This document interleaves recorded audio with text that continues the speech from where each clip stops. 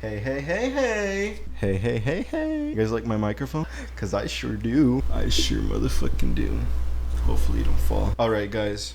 We're gonna be playing some Five Nights at Freddy's. Yep. Hopefully Freddy could, Before I start this video, I just want to say thank you guys for streaming Get It. It's had the most streams that I've had so far. It's been mostly streaming on Spotify. I really appreciate it. I thank you guys so much. I love to see that shit spike up and keep climbing. The more it keeps climbing, the more I keep climbing, the more we keep climbing. You know what I'm saying? Because we're in this shit together. Another thing, you guys really like my last video of reacting to scary videos. I'm hoping you guys will like this reaction video. And I'm wearing the same damn shirt from the last video as well. I don't know what the fuck, it's just a damn coincidence. Stay humble, stay pure. Let's get right into this video because I'm gonna be scared. Okay, I've only played this fucking game once and I never got past the fucking first level. So we're gonna get past the fucking first level. Got it? Okay, so I know that I have to keep checking the cameras, but I can't waste the battery. Make sure all these 1, 2, 3. So Freddy, Bonnie, and Chica. How do I turn off this fan? Because this fan is wasting power, no? Oh yeah, I gotta shut these doors because I don't want nothing to come in. Already one is fucking gone. Oh my gosh.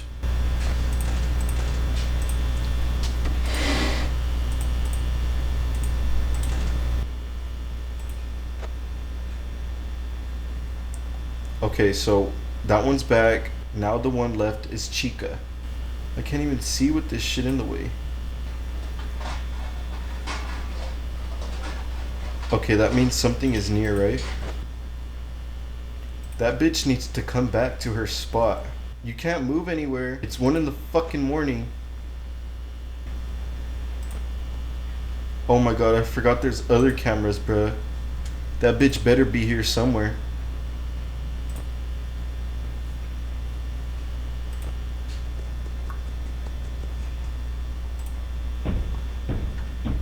Are all my doors closed? Yeah, I'm not putting that shit in full screen. I hope you guys know that. Oh, there's that bitch.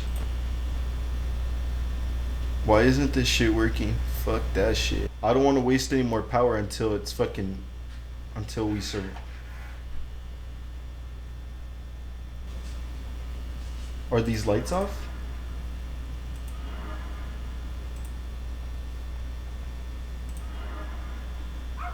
What the fuck?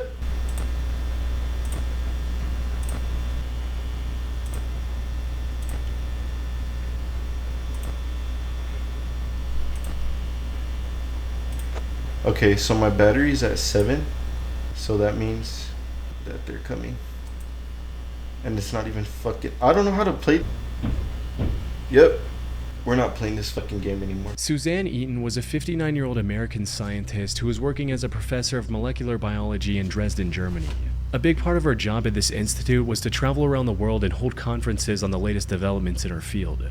In July of 2019, she traveled to the scenic Greek island of Crete for one of these conferences, not knowing that this was going to be her last, and that the person responsible for her end would be cut because of his videos on YouTube. The incident happened on July 2nd, when, after a conference, Suzanne spent time with her peers and played the public piano in the venue's lobby before saying her goodbyes and heading out to her hotel in the afternoon. Sadly, this was the last time anyone saw Suzanne alive. Her coworkers noticed her absence when she didn't show up for the second conference scheduled for 6 p.m. that evening. It wasn't like her to skip events out of the blue. Something wasn't right. A fact that became increasingly clear when over 24 hours passed without anyone hearing from her. So, on July 3rd, her colleagues called the police to check on her, hoping she was simply sick or something similar. However, when officers arrived at her hotel room, no one answered the door. They acquired a spare key from the hotel management and went inside, only to find the room completely empty and undisturbed. All of Suzanne's belongings were also still in the room. The only things missing were her running shoes and a set of exercise clothes. Those who knew her immediately understood what this meant. You see, in addition to her academic prowess and piano expertise, Suzanne was also an athlete at heart. She was a double black belt in Taekwondo, and despite her age, loved going on a run every day. Knowing this helped investigators narrow down what might have happened to her. Put simply, she likely went on a run soon after returning to her hotel on July 2nd, and something went wrong after that. She wasn't super familiar with the area, and to make matters worse, the weather was uncomfortably hot that afternoon. There was a strong possibility she collapsed from the heat or something else along those lines. After putting this together, the Crete police immediately dispatched a search and rescue team in the area surrounding her hotel and around popular running trails. Her family even traveled to Crete and put a €50,000 reward for anyone who could help find Suzanne. Unfortunately, Suzanne was nowhere to be found. That is until 5 days later, on July 8th, when two young men were exploring one of the abandoned World War II Nazi bunkers scattered across Crete. Around 200 meters in, one of them noticed a piece of burlap covering something on the ground. They picked it up from one end to see what was underneath, and what they found was the aftermath of one of the most horrific crimes in Crete's recent history. The burlap was covering the bloody remains of Suzanne Eaton. A later autopsy report discovered that Suzanne had several broken ribs, multiple fractures throughout her body, a missing ear, and much, much more. Whatever happened to her certainly was not an accident. The investigators began searching for clues, and fortunately it didn't take long for them to make their first major breakthrough: a set of car tire tracks leading up to the entrance of the bunker. Analyzing these tracks allowed investigators to find the car responsible for transporting Suzanne's remains to that bunker. It belonged to 27-year-old Yanis Paraskakis, a local sheep farmer. But when questioned, Yanis feigned ignorance and claimed that him driving through that area on that day was nothing more than a coincidence. He went as far as to say that he didn't even know about the existence of that bunker, a lie that would eventually lead to his arrest. You see, Yanis had a dream to become a successful YouTuber. He started a channel with his own name in 2012 and began posting videos. However, if you go to his channel today, all you'll find are 3 videos of him performing an ancient Chinese martial art and meditation technique called Qigong. That's because a couple days before Suzanne's body was discovered, Yanis deleted every other video on his channel. And once authorities recovered some of these deleted videos, it became clear why. You see, most of these deleted videos involved Yanis exploring abandoned World War II bunkers, including the one where Suzanne's remains were discovered. This contradiction gave the authorities the go-ahead to formally arrest him on July 15. It also allowed them to investigate him further, and the evidence they discovered was overwhelming. As it turned out, the land where this bunker was located was owned by Yanis's family. Investigators also found traces of Suzanne's blood in his car's trunk. When confronted with this evidence, Yanis cracked and told the whole story. According to him, he saw Suzanne running down the road and something came over him. He hit her with his car twice before putting her in his car, driving to the bunker, and ending her life there. He later changed his story to where he was compelled to commit this crime by a demon. Unfortunately for him, the jury didn't buy this one bit and sentenced him to life in prison without the possibility of parole in 2020.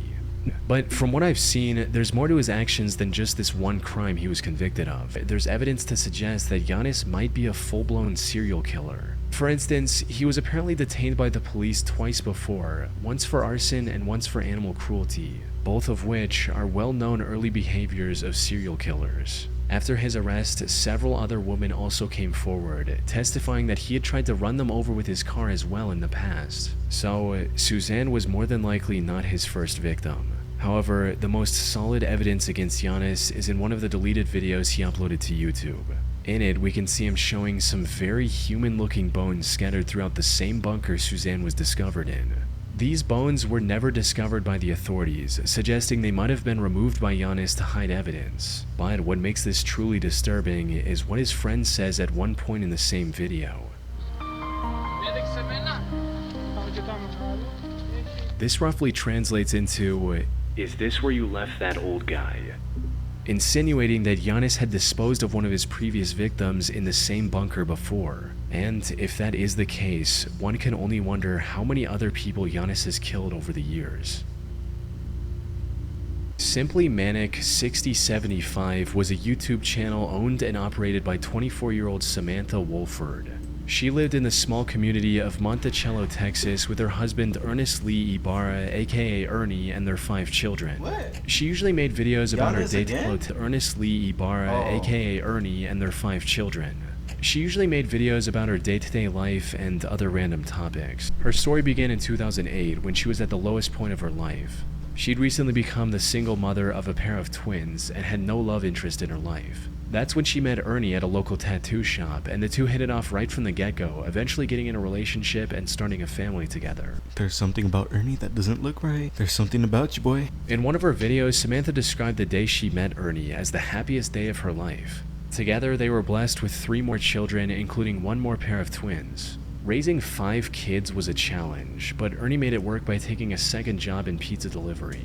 While being a stay-at-home mother was all she could do at the time, Samantha still had a dream of becoming a famous actress one day. I've always wanted to be an actress. I think it is so much fun. I've been extras in movies. I've had small parts in like short films. It is so much fun, and it is so beautiful. It is one of the most amazing forms of art ever, to be able to express yourself that way. I think it's amazing. So, in October 2010, she created her YouTube channel and started posting videos, hoping to become a popular YouTuber and fulfill her dream on the internet instead. And things were going surprisingly okay in the beginning. Samantha would post new videos whenever she had something new to say. A few viewers she had were enough to keep her going. But as time passed on, her passion for making videos turned into an obsession. She started spending more of her time on making videos than her family, putting even more pressure on an already stressed out Ernie. Around 2014, she also started accusing Ernie of hurting her in her videos, hinting at just how bad their relationship was going. But then, after posting a seemingly random video in March of 2014, Samantha mysteriously vanished from the internet. Maybe she lost interest in YouTube or just wanted to focus on her family again. No one knew exactly why she quit so abruptly. Then, on the 20th of February 2015, viewers finally received the update they were waiting for. Unfortunately, it was far more tragic than anyone could have imagined. It started with the Texas police receiving a call from one of Samantha's aunts asking them to save her niece's life. Taos County 911, what's your emergency? I have a home invasion. My niece is tied up. I am at the verge of untying my niece at this particular moment. Okay, she's tied up. She is tied up and gagged. And gagged? Is that what you said? Ma'am. Is there anybody else there? Where are the kids? We have 5 small infants asleep. Apparently, 3 masked men broke into their home in the middle of the night and attacked the couple while they were asleep. The intruders then tied Samantha in her bedroom and, after hitting him with a gun a few times, kidnapped Ernie. Samantha somehow managed to get her ties loose enough to call her aunt, who then contacted the police after arriving at Samantha's home herself. By the time officers arrived, Samantha's aunt had set her free from the restraints. The kids were fortunately safe as well. However, what made this whole situation strange was that the intruders didn't take anything else from their home besides Ernie. And from the people who knew him personally, Ernie wasn't the type of guy to make enemies with dangerous people. Don't tell me I was wrong this whole time about you, Ernie. I'm so sorry. None of them expected was that Samantha would change up her story completely after entering the interrogation room. Now she had the name of a potential suspect, John Rebel. As Samantha's story goes, she was talking to her friend about Ernie's supposed attacks on Samantha, when suddenly a man with the pseudonym John Rebel overheard their conversation and started talking about how a man shouldn't treat a woman that way and that he was going to handle the situation. Well, as it turned out, the name John Rebel actually belonged to someone, a man named Jonathan Sanford. The police found and arrested John not long after Samantha gave out his name, right alongside his 2 accomplices, Jose Ponce and Octavius Rhymes. Surprisingly, Jonathan put up little to no resistance and immediately confessed to kidnapping Ernie. He also confirmed the worst possible outcome, that by the time the police got involved, Ernie was already dead. The 3 took him to a secluded forest and executed him with 1 shot to the back of his head. Why? Why would 3 men who didn't even know Ernie kidnap him from his home like that? Every answer to this question pointed back to Samantha, who kept denying any involvement. Even if the investigators ignored her suddenly remembering the perpetrator's name, there were several other suspicious aspects to her story. Like, how was she able to untie herself enough to call her aunt? Why didn't any of her neighbors hear the break-in? And why were the kids all sleeping in the same room, when usually they're scattered throughout the house? It wasn't long before investigators uncovered undeniable evidence of her direct involvement. This included instruction messages she sent to Octavius when the officers were trying to call Ernie's phone, which he had on him. These read, "Kill his phone, shut that down, ditch phone, move." There was no doubt about it at this point. Samantha was in colluding with her husband's killers. And as the investigation went on, the real story came out as well. Samantha had apparently become addicted to the idea of becoming a famous YouTuber, and her neglect of the kids became a constant source of fighting between the couple. But instead of resolving the issue like a responsible adult, Samantha colluded with her friend's boyfriend to hatch a cartoonishly evil scheme to get rid of Ernie. They first wanted to plant hard drugs in his car and get him arrested, but later made the heartless decision that taking his life would be much easier. there's also a chance that Samantha went with the murder plan because it would have brought her more attention on YouTube. She was eventually sentenced to 149 years in prison for killing her own husband, leaving her 5 children completely orphaned in the Again.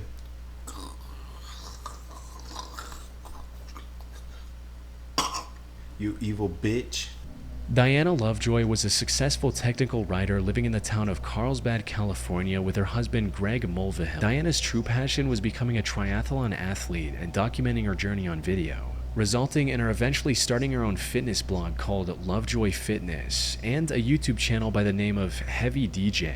She started this channel all the way back in 2008 and over the years used it to document various parts of her life. From Damn, 2008 must have been a fucking terrible crisis. At one point, she even tried to become a cooking show host of sort. Doesn't that smell nice? Unfortunately, her channel never really took off, forcing her to eventually cut her losses and move on with her life in March of 2012. Or at least that's what it looked like from the outside. In reality, Diana's reason for abandoning her YouTube channel was kind of wholesome. You see, Diana and Greg had been trying for a baby for years by this point. Tragically, Diana had suffered 8 different miscarriages and was quickly losing hope. But then in September of 2012, the two were blessed with a perfect... There was a reason for those fucking miscarriages, guys. Nothing is ever a coincidence. healthy baby boy, marking an end to their struggle. However, what should have been a moment of celebration started a downward spiral of lies and betrayals, eventually culminating in an assassination attempt. Things started going downhill when just a few months after the birth of their son, Greg lost his job, leaving Diana as the sole breadwinner. The stress of the previous miscarriages, combined with the crushing weight of having to support a family in an extremely expensive city all on her own, spelled disaster for their marriage, before the two were constantly fighting with each other. Things escalated even further on July 9, 2014, when Greg returned home only to see a police officer waiting for him at the door. The officer explained that Greg wasn't allowed to enter his own home, because, as it turned out, Diana had accused him of attacking both her and their son. What followed was a nearly 2-year-long divorce mediation, during which the investigators found no evidence supporting Diana's accusations, allowing Greg to get a 50-50 custody of their son. Diana was also ordered to pay $120,000 as a part of their divorce settlement in late 2015. But before the divorce could be finalized, Greg received a phone call from an anonymous number that changed everything. The voice on the other end claimed to be a private investigator Diana had hired recently. And according to this investigator, he already had solid proof of the attack claims Diana had made against Greg. But for some unknown reason, he wanted to help Greg win the case, so he claimed to have left the documents taped to a power pole on a small hiking trail near Greg's home. Greg naturally found this whole thing pretty suspicious and decided to take one of his friends with him to the pole on the night of September 4th, 2016. Sadly, despite his suspicions, he failed to grasp the true intentions of this strangely helpful private detective. Hello, this is 911. Yeah. My friend has just been shot. Do you know who shot him? There's a guy lying down like a sniper. A sniper? Did you see him at all? Briefly, we saw the gun, and he shot at us like 6 or 7 times. When Greg reached the pole, a sniper opened fire on him, shooting him clean through the chest. Fortunately, the bullet missed his heart by mere inches, giving him a second chance at life. By the time the police arrived, the shooter had already fled the crime scene. But a quick survey of the area allowed the investigators to uncover a pair of towels the shooter left behind. Running a DNA test on these towels led to a man named Weldon McDavid, Diana's shooting instructor. Investigators were able to find another set of the same towels at Diana's place as well. They had also received CCTV footage of Diana buying the burner phone Weldon later used to lure Greg into the secluded area. Most importantly, investigators also found the gun Weldon used on Greg, hidden in the rafters of his garage. By this point, it was clear that Diana was the one who wanted to get rid of Greg, likely to avoid paying the divorce settlement and keep full custody of her son. Diana and Weldon were arrested for the attempted assassination on Greg Mulvihill and tried for their crimes in November 2017. Both were found guilty, with Diana sentenced to 26 years to life and Weldon to a harsher 50 years to life. The only silver lining in this entire case is that Greg was able to make a full recovery and is now living with his son. Greg, you're a true hero, you're a survivor, you're a real man. Fuck that bitch. Gunnar Runar 87 channel on YouTube seems God. oddly... Okay. killer or innocent? Killer or innocent? Killer. Definitely. Wholesome at first. It's owned by an Icelandic boy named Gunnar Runar Sigthorsson and contains a single 3.5-minute video of him confessing his feelings to the girl he loves. My confession to Hildur. In it, he says things like, Hún án efa sko sérstakasta manneskja sem ég nokkuð tímann hitt. Ég verð svo Þetta ætla þér því að ég held sig orðin ástfangin af þér. This seemingly heartfelt love letter turned out to be the key to solving one of the most horrific crimes in recent Icelandic history. You see, Gunnar didn't have a mother growing up, resulting in him getting extremely close with his father. However, on the night of September 20th, 1996, when Gunnar was just 9 years old, his father decided to end it all using a gun. Gunnar was in the room with his father and witnessed everything. He withdrew from the world and refused to accept his father's death as reality. Everything seemed hopeless for Gunnar. That is, until primary school, when he met a girl named Hildur and instantly became infatuated with her. He'd admired her throughout school and into adulthood, but never found the courage to make a move, fearing he'd lose his only close friend. However, things changed in 2009 when Hildur got engaged to a man named Hannes. This gave Gunnar the push to do something about his feelings. But given his shy personality, he still couldn't confront Hildur directly. So, in March of 2009, he created a YouTube channel and uploaded his confession on there. Hildur never reciprocated his feelings, but the two remained friends. Even Hannes, Hildur's now husband, didn't seem to mind Gunnar's company, something he likely regretted deeply just a year later. It all went down on the 14th of August 2010. Hildur was invited to a party that Gunnar was attending as well. But things got a bit out of hand, and Hildur ended up drinking too much and passing out. Given their closeness, the task of getting her home safely was handed to Gunnar. But instead of dropping her off at Hannes' house like he should have, Gunnar took her to his own home.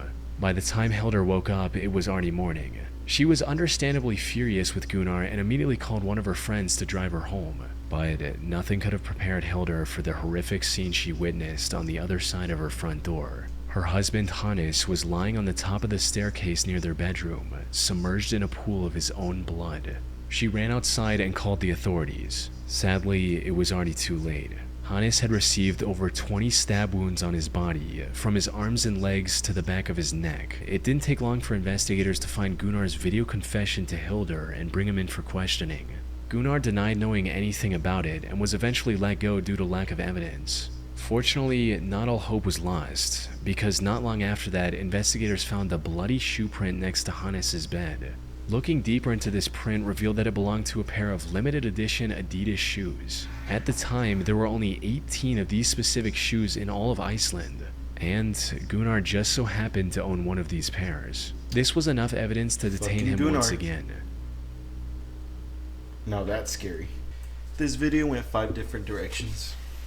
I really wasn't gonna post a video, but you know what? You guys liked my last one. My last one was kind of popular, so here's another one. Go stream, get it. Go get it. Don't forget to subscribe. Follow me on Instagram. Deuces.